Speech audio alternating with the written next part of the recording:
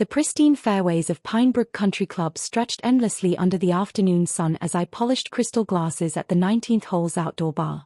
My father's retirement celebration was in full swing, with 40 years of his business associates and family members gathered to honor his successful career in commercial real estate.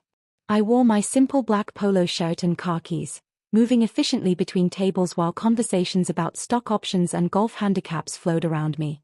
"Maria, stop hovering around like hired help and come join your family," my stepmother Carmen called out, waving her manicured hand toward the reserved seating area.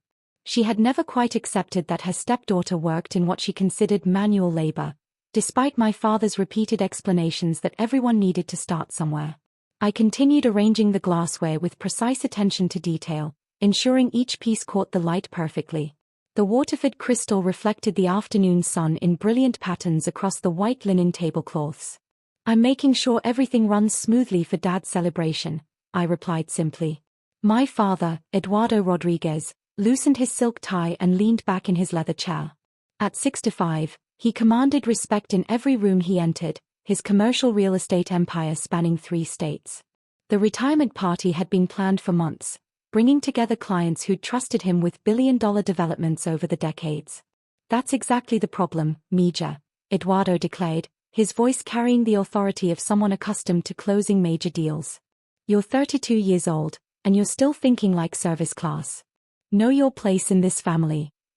The comment drew nods from my brother Carlos, a successful surgeon, and my sister Isabella, who'd recently made partner at her international law firm. They'd both followed the Rodriguez family tradition of professional excellence, while I'd apparently chosen a different path entirely. "Some people are natural servers," my Uncle Miguel observed, gesturing with his scotch toward where I stood arranging napkins. "Nothing wrong with understanding your limitations early in life." My cousin Diego, a prominent architect, chuckled at his father's comment. "At least she's working. Better than sitting around expecting handouts from family success." I methodically polished another crystal tumbler, noting how the afternoon light created rainbow patterns on its surface. My phone buzzed discreetly with a text from my general manager. "Membership applications up 300% this quarter. Need approval for Aspen expansion timeline. Miami acquisition closing Friday." "You know what Maria's problem is?" Carmen announced to the gathered family members. "No vision for real success. She's content being invisible, cleaning up after accomplished people instead of becoming one herself." My Aunt Rosa nodded approvingly. "Exactly. Look around this club, Maria. Membership here costs more than most people make in 2 years. This is where winners gather. You should be inspired by this level of achievement." The Pinebrook Country Club sparkled around us, its championship golf course designed by legendary architects, its clubhouse featuring hand-imported marble and custom millwork. Every detail reflected the kind of understated luxury that money alone couldn't buy. It required vision, connections, and an understanding of what true exclusivity meant. "The service here is exceptional," commented one of my father's business partners, raising his glass appreciatively. "You can tell this place has serious money behind it. Probably some investment group or hospitality corporation. Regular people don't own establishments like this." "Definitely not," agreed Dr. Martinez, a successful cardiologist who'd known our family for years. "This level of luxury requires tens of millions in capital. The golf course maintenance alone probably costs more than most people's annual salaries." I continued working quietly, ensuring every aspect of the celebration met the exacting standards I'd established when I acquired the property. The hand-selected artwork, imported stone flooring, and custom-designed lighting fixtures had taken 18 months to plan and execute perfectly. "Maria should pay attention to how real business operates," Eduardo suggested, gesturing broadly around the opulent clubhouse. "Maybe she could learn something about proper management instead of just working at that hotel downtown." Speaking of which, Carlos addressed me directly while adjusting his Rolex. "How's the hotel job going?" "Still coordinating events and managing staff. Event planning and operations management," I replied simply, straightening the silverware arrangement. "Same thing," he waved dismissively. "Manual labor with a fancy title. At least you're employed, though. That's something positive." The conversation continued around me as I moved efficiently through my tasks, invisible to my family despite standing just feet away. They discussed real estate markets, medical procedures, legal strategies, the familiar rhythm of their success-focused discussions providing background noise while I ensured their afternoon remained flawless. "You know what Maria needs?" Isabella announced to the table, her voice carrying the confidence of someone who'd just billed 3,000 hours to make partner. A reality check about what actual achievement looks like. She's living in a fantasy where service work equals success. "Some people are followers by nature," Miguel nodded sagely. "Nothing wrong with accepting your role in life. The hospitality industry needs workers too." My phone buzzed again. This time it was my acquisitions team, Palm Beach Club purchase approved. Shareholders voted unanimously. Need CEO signature for final documentation. I silenced the device and continued working. "The thing is," Rosa continued, warming to the topic, "Maria could do better if she applied herself properly. She has the Rodriguez intelligence. She just lacks the ambition to use it for real success." "Real success requires real sacrifice," Carlos added, swirling his aged bourbon thoughtfully. "Medical school was brutal, but look where it got me. Respected surgeon, six-figure income, membership at places like this. That's what happens when you refuse to settle for mediocrity." Eduardo raised his crystal tumbler in a toast. "To 40 years of building something meaningful, and to all of us who've worked hard to earn our place at tables like this. May we never forget that success comes to those who demand excellence from themselves." The family raised their glasses in unison, the crystals singing softly as they touched together. I watched from my position at the service station, noting how the light caught the amber liquor, how the baccarat crystal reflected the warm glow of the late afternoon sun streaming through floor-to-ceiling windows. "And Maria," Eduardo added with paternal authority, "maybe someday you'll understand what it means to aim higher than serving other people's achievements." The words hung in the pristine country club air as I folded linen cocktail napkins with mechanical precision. Each crease was exact, each corner perfectly aligned. The skill came from years of hospitality experience, though my family interpreted it as evidence of my limited aspirations. "She probably thinks this is impressive," Carmen whispered loudly enough for me to hear. "Working at an exclusive club, being around successful people. But there's a difference between serving excellence and creating it." The head golf professional, James Morrison, approached our gathering with his characteristic blend of athletic grace and business acumen.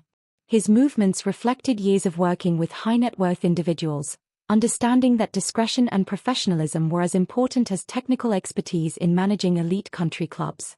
"Good afternoon," James addressed the table with practiced warmth. "I trust everyone is enjoying Mr. Rodriguez's retirement celebration." "Absolutely exceptional," Eduardo replied, slightly relaxed from the premium scotch and his own sense of accomplishment. "This club represents everything I've worked toward. You should be proud to be part of an organization like this." "Thank you, sir," James smiled professionally. "We take great pride in maintaining the highest standards. In fact, this afternoon is particularly significant for our membership." "Oh?" Isabella asked with mild curiosity.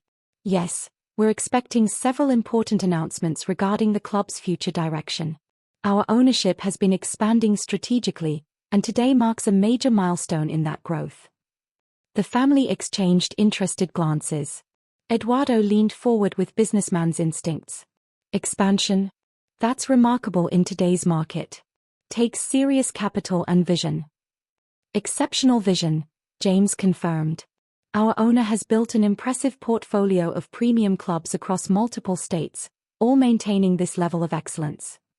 Carmen practically glowed with interest. "How exciting to be part of such success. The owner must be incredibly sophisticated." I continued my work silently, replacing water glasses and adjusting the fresh orchid centerpieces. The flowers had been flown in from Hawaii that morning, their delicate petals adding natural beauty to the table's formal elegance. My family remained completely absorbed in their conversation with James, unaware they were discussing my life's work. "The owner must be under tremendous pressure," Carlos mused. "Managing multiple high-end properties while maintaining these standards. That's CEO-level responsibility." "Actually," James replied with a slight smile, "our owner handles pressure remarkably well. Very hands-on, very detail-oriented. She's been here all afternoon, personally ensuring everything meets her exacting standards. She?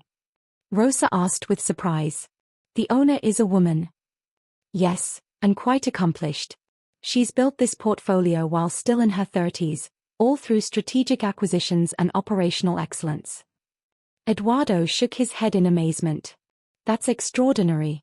What kind of background creates that level of success so young? Extensive hospitality experience, from what I understand, James replied. She learned the business from every angle: operations, guest services, facility management, financial planning. The irony could have been served as the evening's signature cocktail. My family sat discussing my achievements with genuine admiration while simultaneously dismissing me as a failure, all within the same conversation taking place at my own country club. I'd love to meet her, Carmen gushed. What an inspiration for professional women everywhere. Certainly, James nodded. I'm sure she'd be honored to meet such distinguished guests. My phone vibrated with an urgent message from my board of directors. Annual shareholder meeting moved to 4 p.m. Nevada acquisition requires immediate approval. Legal team standing by for signature. I glanced at the message and looked toward the clubhouse, where my executive team awaited direction. The club's atmosphere buzzed with subtle energy as word spread among staff that today's celebration would mark a significant announcement for the organization.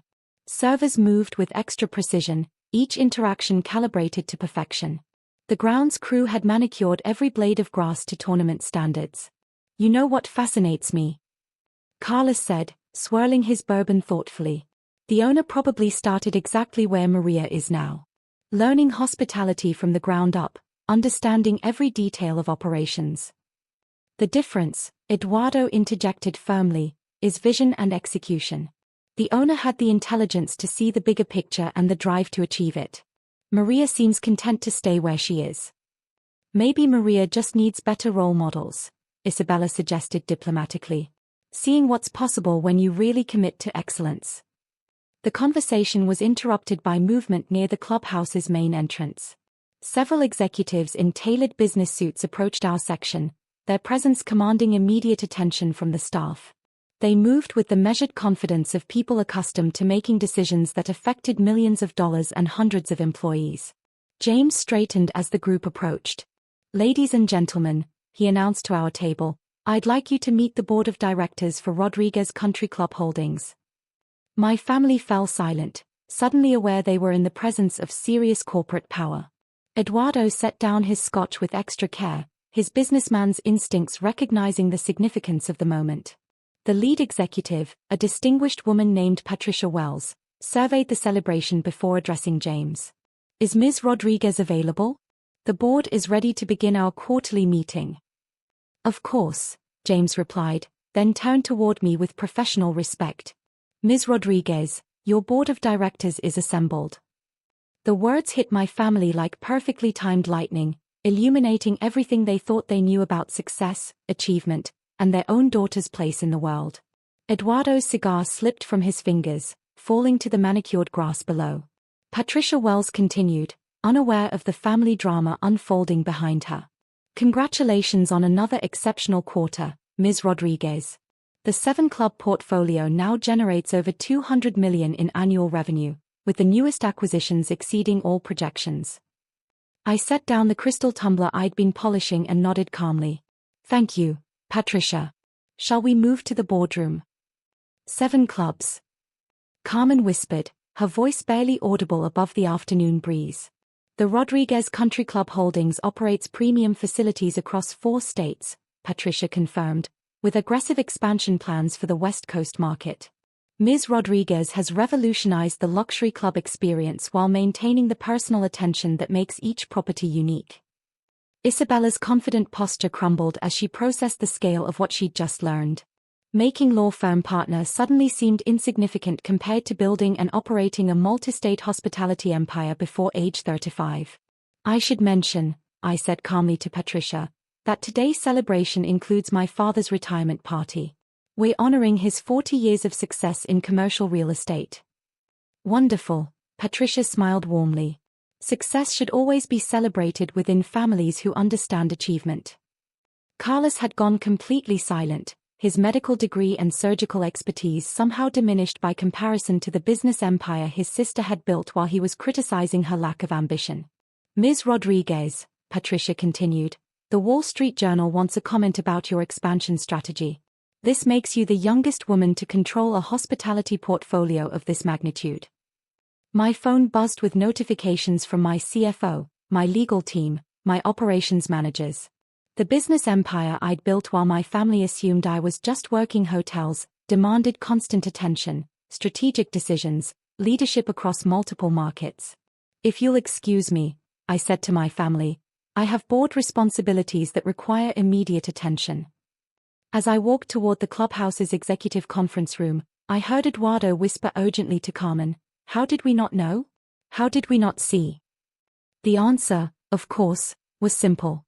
They'd been too busy explaining my limitations to notice my achievements, too confident in their assumptions to question their own understanding, too focused on traditional measures of success to recognize excellence that didn't match their expectations.